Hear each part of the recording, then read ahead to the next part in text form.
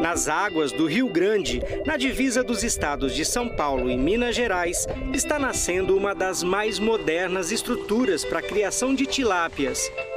Um modelo circular, totalmente brasileiro e bem diferente do tanque de grande volume quadrado que nós já mostramos numa outra reportagem aqui mesmo no Globo Rural. Tudo começou em 2015, quando um grupo de empresários resolveu tirar essa tecnologia do papel com o apoio de pesquisadores do Instituto de Pesca de São Paulo e da Universidade Federal de Minas Gerais. O formato redondo é o que melhor se adapta à condição do rio que a gente busca. É que tem alguma correnteza com velocidade suficiente para renovar a água, mas não o suficiente para fazer o peixe ter que ficar nadando contra a correnteza, que aí ele gastaria energia para isso. Esse projeto contou com o apoio do Ministério da Ciência e Tecnologia e da FAPESP, a Fundação de Amparo à Pesquisa do Estado de São Paulo. O fornecimento de ração foi o que norteou o desenvolvimento desses tanques. Afinal, peixe precisa de comida espaçada ao longo do dia. E quanto mais vezes, melhor. Por isso, cada estrutura dessa tem seu próprio silo, que de 15 em 15 minutos alimenta um cardume de 40 mil a 80 mil tilápias, dependendo da fase da criação.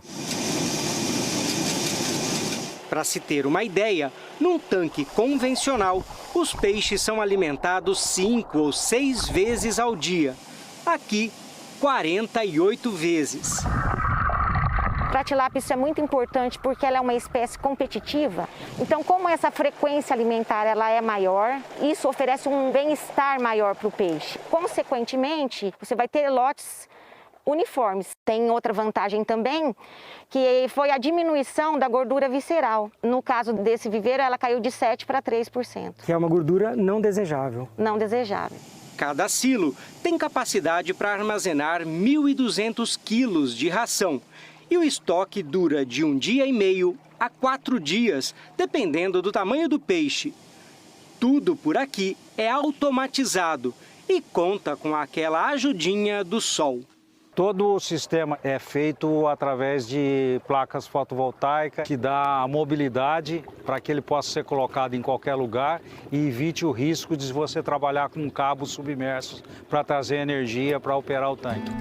Como qualquer atividade de grande porte, esse tipo de criação gera impactos e por isso precisa de autorizações para funcionar, seja de uso, seja ambiental, que condiciona a licença a uma série de regras.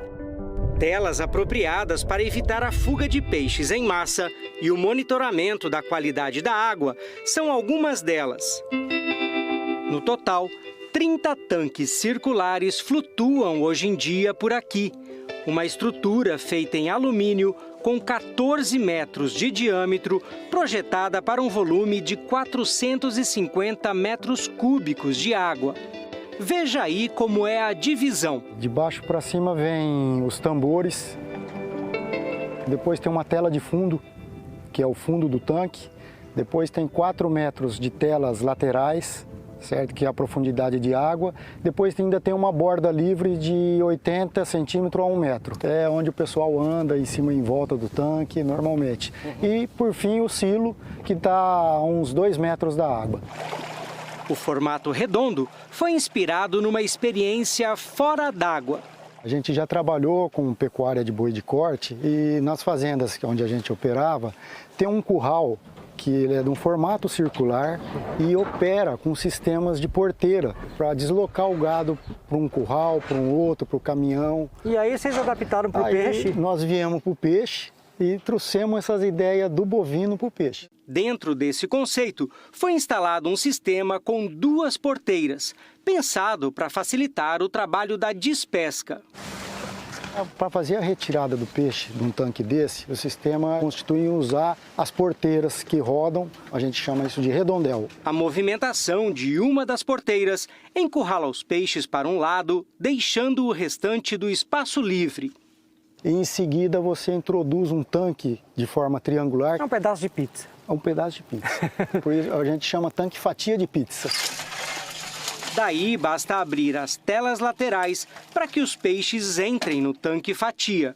E faz o arrastamento dos peixes para o interior desse tanque. Esse trabalho de movimentação da porteira demora quanto tempo? Olha, normalmente umas 2 horas. Não pode ser rápido? Não, não pode ser rápido. O processo é lento, ela é puxada com uma corda manualmente e você vai arrastando, conduzindo o cardume de peixe de forma tranquila, sem causar muito estresse, tumulto no cardume. Se o pescador precisa de paciência, o piscicultor também. Sem dúvida, muito bem colocado, sem dúvida. Com os peixes engaiolados, basta arrastar o tanque fatia até a margem e finalizar a despesca. Ficou impressionado com o que viu até agora? Pois o tanque circular ainda reserva mais curiosidades. Note que o piso que rodeia todo o tanque flutua com a ajuda de garrafas PET vazias, encaixadas e amarradas de cabeça para baixo. São 4.000 unidades em cada tanque e ela tem um efeito de amortecimento. Por isso que tem onda do lado de fora e a superfície da água no interior do tanque é praticamente plana, sem efeito de onda. Isso ajuda na criação, porque como o tanque fica estável, ele não tem movimentação da tela. E quando os tanques têm movimentação da tela por causa de onda, o peixe, a hora que encosta na tela, ele perde o muco, que é a maior proteção dele contra a entrada de doenças. Enquanto as garrafas PET reduzem a ondulação dentro do tanque, boa parte da estabilidade da estrutura vem dos tambores que ficam lá no fundo. E são esses mesmos tambores que têm um papel fundamental na hora da manutenção, depois de cada ciclo de produção. Veja que impressionante! São eles que fazem o tanque ficar inteiro fora d'água. Na posição de criação de cultivo, ele está com os tambores cheios d'água. Quando você insere o ar, injeta o ar dentro desses tambores, você expulsa essa água, porque a pressão do ar é maior do que a pressão da água. A hora que o ar entra, esse tanque boia. Na verdade, a gente não inventou esse processo. É um processo físico que é usado na imersão e na emersão do submarino. E isso barateia demais o processo, né? Caso contrário, você teria que fazer isso dentro da água. Com mergulhadores? Com mergulhadores, com bomba apropriada para trabalhar dentro da água. É uma mão de obra cara, porque é especializada, e a gente fazendo fora d'água é um processo natural, sem precisar entrar dentro d'água. Quando o serviço acaba, é só inverter o processo e afundar o tanque novamente. Você abre os registros de ar, o ar começa a sair e a água entrar. Consequentemente, ele vai abaixando por causa do peso, ele desce até a posição de cultivo. Está pronto para receber os peixes. Pronto para receber os peixes. De quanto foi o investimento público nesse projeto? Até o momento foi R$1.700.000. E qual foi a contrapartida da empresa? A contrapartida da empresa da ordem de R$15 milhões até o momento. O nosso pensamento é que a pesquisa ela deve caminhar junto com o setor produtivo, porque quando há esse relacionamento, há ganhos para todos os lados. São trocas de informações, também diversificando proteína, não só comendo frango, carne de bovino e suíno, mas também colocando pescado ao nível dessas outras proteínas.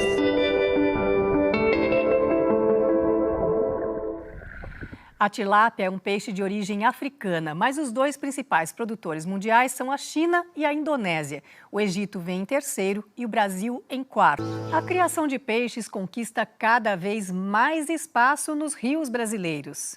Você vai conhecer agora criadores de tilápias de São Paulo que estão adotando tecnologias surpreendentes. Muitas delas são resultado de um trabalho que combina pesquisa privada e pública. Veja na reportagem do César Daci. Um setor que esbanja boas notícias. Não é de hoje que a produção de tilápias no Brasil vem crescendo a um ritmo acelerado. Só em 2020, o aumento foi de 12,5% em relação a 2019. principal motivo ano passado é o que a gente chama de impacto positivo da pandemia no nosso negócio. E em 2021, nós teremos também um crescimento de 2 dígitos superior a 10%, ou seja, esse crescimento significativo continua nos dias de hoje. Hoje, no Brasil, 110 mil propriedades trabalham com tilápias e algumas delas vêm usando tecnologias de ponta para produzir cada vez mais e melhor. É o caso dessa empresa de Santa Fé do Sul, em São Paulo, que aplica várias inovações dentro dessas estufas para garantir o bom desenvolvimento dos peixes na primeira fase da criação, quando as tilápias ainda são alevinos. Olha, a gente resolveu fazer essa entrevista na entrada da estufa porque lá dentro a temperatura é muito elevada. Exatamente, passa dos 50 graus fácil aqui dentro. É difícil pra gente, né? Muito difícil pra gente, mas é bom para controlar a água dos peixes. Pelo termômetro, a temperatura estava ainda mais alta, ideal para manter a água em 30 graus centígrados, mas desgastante para o José Marcondes, que coleta e analisa o material desses tanques pelo menos 3 vezes ao dia. É bem cansativo, soa bastante aí. Quantos litros de água você toma por dia para repor esse suador todo? Teve uma vez que eu cheguei a fazer a média aí, mais de 5 litros. É mesmo? Dá-lhe água então. Bastante água. Por aqui, um sistema de bombas recircula a água o tempo todo, o que reduz a reposição a apenas 5% ao mês. E a matéria orgânica passa por um constante processo de transformação, no que, tecnicamente, recebe o nome de biofloco. Tudo que sobra dentro da água, as bactérias que estão nesse ambiente consomem e com isso formam esses flocos. Esses flocos nada mais é que um composto de bactérias que a tilápia filtra, ou seja, ela come, formando um ciclo fechado. Vocês jogam ração, a tilápia excreta, a bactéria come, forma o biofloco e o peixe come o biofloco. Perfeito. E essa bactéria, ela surge naturalmente? É do ambiente. 24 horas ele está se alimentando, essa é a grande vantagem do nosso sistema, que faz com que a tilápia tenha uma melhor composição muscular e no futuro um filé melhor e mais saboroso. Nessa outra propriedade, no município de Rubinéia, uma outra tecnologia promete revolucionar a vacinação contra a Streptococcus, a doença do olho esbugalhado que pode matar o animal. O processo utilizado hoje na grande maioria dos criatórios é todo manual. O funcionário faz o trabalho peixe a peixe, agulhada por agulhada. Agora, com esse equipamento, basta colocar os animais numa canaleta que a máquina faz o restante do serviço. Olha a agulha aí trabalhando sozinha, impulsionada a partir de um sensor que identifica o momento certo da vacinação. Hoje a vacinação manual a gente vacina por volta de 2.000 peixes por hora por funcionário. Aqui a gente vai vacinar de 5 a 7.000 peixes por hora, com a mesma mão de obra. Mas reduz o número de funcionários? Reduz o número de funcionários, só que como a gente está aumentando a produção, a gente vai conseguir realocar toda a equipe de vacinação nossa dentro da produção aqui, então a gente acaba reorganizando tudo aqui dentro. Com o mercado aquecido e cada vez mais exigente, a própria tilápia ganhou novas características ao longo dos últimos anos. Genética não para, né? Isso é em qualquer atividade agropecuária. E a gente vem trabalhando com peixe hoje melhorado, que é um peixe que você pode ver que ele é mais redondo. A cabeça menor, um dorso maior, que é o lombo, né? Que é o que a indústria quer, que é o que o mercado quer para processar. Lado a lado, veja como é um peixe de uma geração anterior e outro com uma genética, digamos, mais recente. Nós tínhamos um ciclo aí de 200 dias, 210 dias, né? No começo, o rendimento de carcaça é de 27%, 28%. Então, hoje já tem ciclos aí de 120, 140, 150 dias. E o rendimento de carcaça é de 33%, 34%, 37% já. Por isso que a tilapicultura cresce tanto da forma que cresce comparado às outras espécies de produção aquícola. Porque ela tem esse pacote tecnológico que as outras espécies não têm.